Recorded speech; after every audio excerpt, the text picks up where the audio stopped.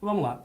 Eu acho que a avaliação da chance de sucesso do Bolsonaro passa por uma avaliação que, a meu ver, é muito complicada, que é saber claramente quais os efeitos de uma suspensão do teto e quais os efeitos da manutenção dessa gastança pública que a gente viu.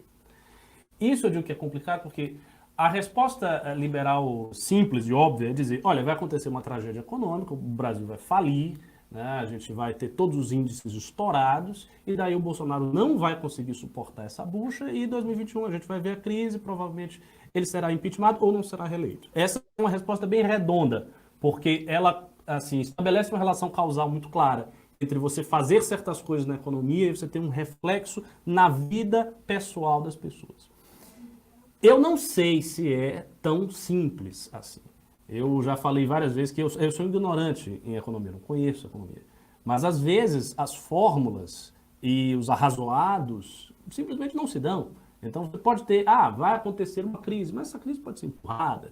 Vai que essa crise vai acontecer lá em 2022, vai que os efeitos empresariais dessa crise só se dão depois. Eu não, é muito difícil fazer essa avaliação. Eu acho que se houver esta crise que os liberais apregoam que haverá, então o governo Bolsonaro está condenado. Mas eu não sei se essa crise vai acontecer.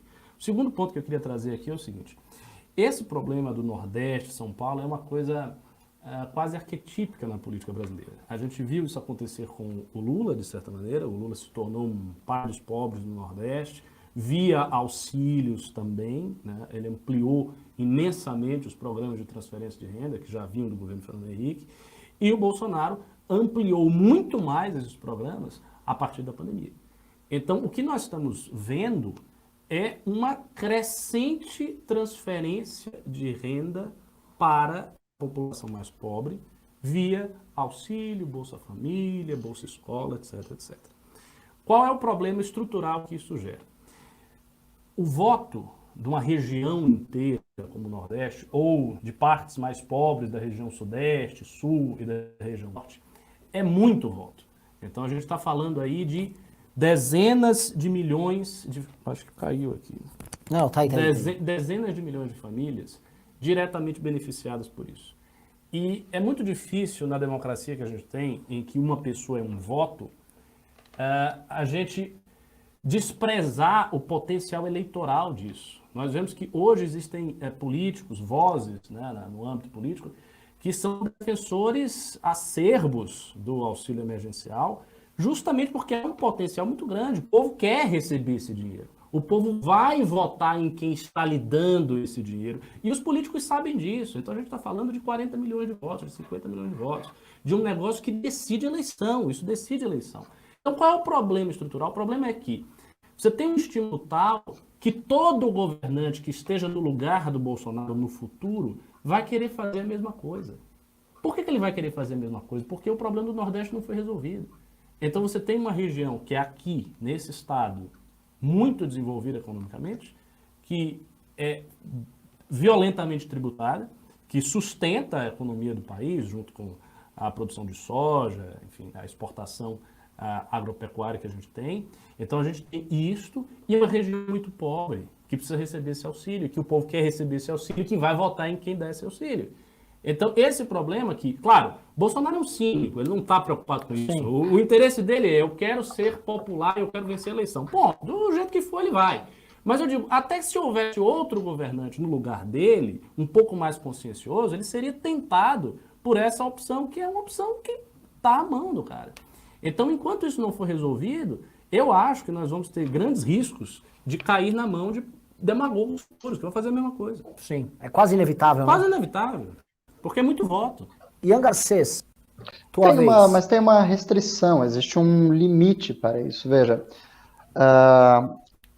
esse auxílio emergencial, ele incide diretamente sobre a inflação dos alimentos básicos. Como a gente viu, as últimas rodadas de auxílio culminaram uma elevação muito grande do preço do arroz, do preço do feijão, do preço das coisas básicas.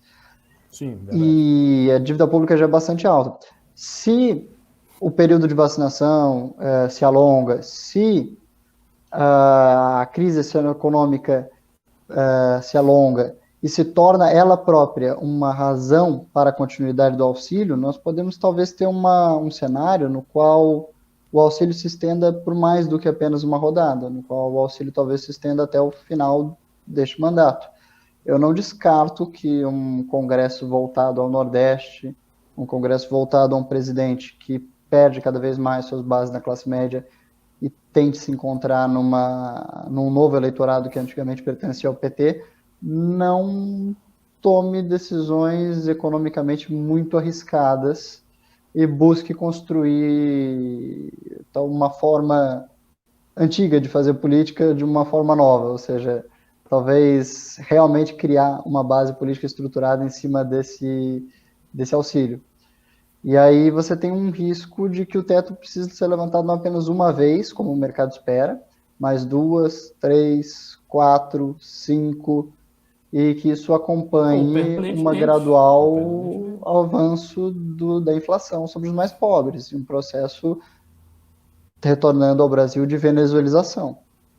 Então, o que me parece é que, inicialmente, vai se votar uma elevação do teto módica, que vai ser prevista no mercado como uma coisa aceitável, e aí você vai ser uma determinada inflação sobre os alimentos básicos, sobre os mais pobres, e conforme a situação for se agravar, a própria dificuldade da situação vai se tornar um argumento político para uma nova rodada de benefícios, e talvez uma nova, e o presidente, nessa situação difícil de perder o eleitorado de classe média, vai se ver voltado a direcionar seus esforços para uma política de benefícios, já com uma Câmara preparada e estruturada para aceitar essa distribuição.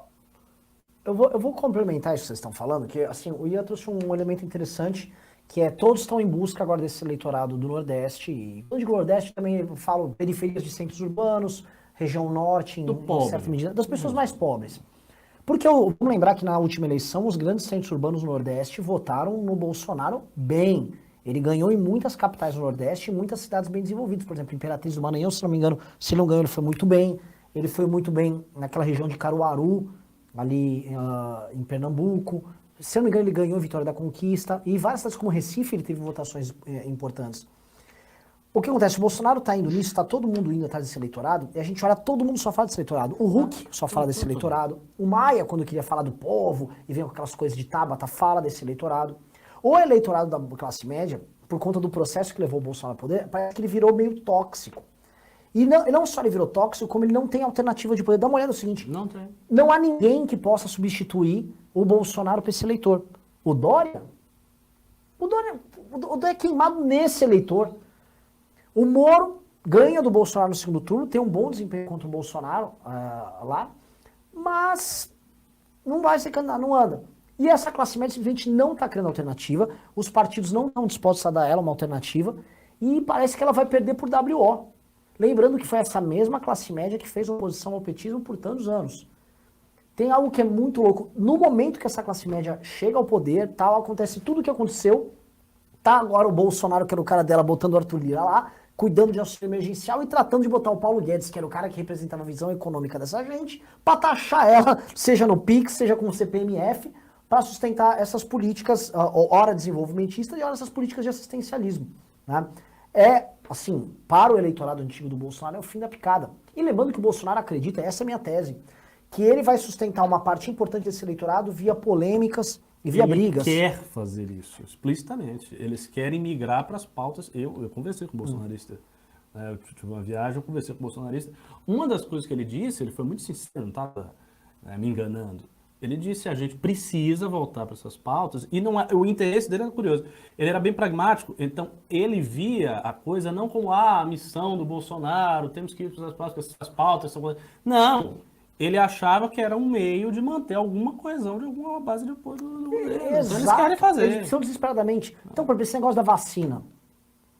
Né? Não é possível. Assim, a gente acredita na imbecilidade deles. Chegamos a 1.600 pessoas, pessoal. Que reestreia bacana. Tá bom, tá? Eu até falo o seguinte, depois de terminar esse comentário aqui, vamos ler uns pimbinhas aqui. Bom. Mas esse tema da vacina, essa atuação, essa questão da cloroquina, veja como ele engambelou um número muito grande de pessoas.